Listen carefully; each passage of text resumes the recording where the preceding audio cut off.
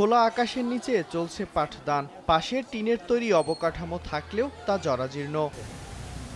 টাঙ্গাইল সদরের মগরা উচ্চ বিদ্যালয়ে একটি একতলা, একটি দোতলা ও একটি টিনশেড ভবন রয়েছে। ভবনগুলোতে মোট ৬টি কক্ষ থাকলেও তা শ্রেণী ও শিক্ষার্থীদের তুলনায় অপ্রতুল। শিক্ষার্থীরা জানান, স্বাভাবিক একাডেমিক কার্যক্রমের জন্য আরও অন্তত 4টি শ্রেণীকক্ষ প্রয়োজন। বিদ্যালয়ে নেই শৌচাগার ও সীমানা প্রাচীর। আমাদের বিদ্যালয়ের ক্লাসরুমে অনেক সংকট। ক্লাসের অভাবে আমরা বাইরে ক্লাস করতেছি।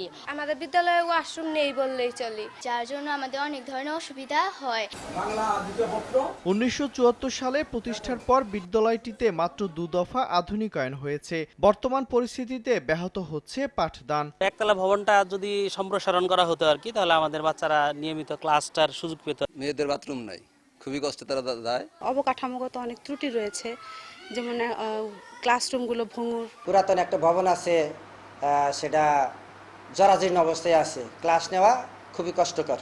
বিদ্যালয় কর্তৃপক্ষ লিখিত আবেদন করলে সমাধানের আশ্বাস জেলা শিক্ষা কর্মকর্তার। ভবন অথবা ওয়াশ ব্লক, সেই বিষয়গুলি যদি আমার মাধ্যমে ওনারা যথাযথ কর্তৃপক্ষ বরাবর আবেদন করেন, তাহলে আমি সেটি অগ্রায়ন করব। মগরা উচ্চ বিদ্যালয়ের মোট শিক্ষার্থীর সংখ্যা 6 শতাধিক। 1975 সালে প্রতিষ্ঠানটি এমপিওভুক্ত করা হয়। সময় সংবাদ, টাঙ্গাইল।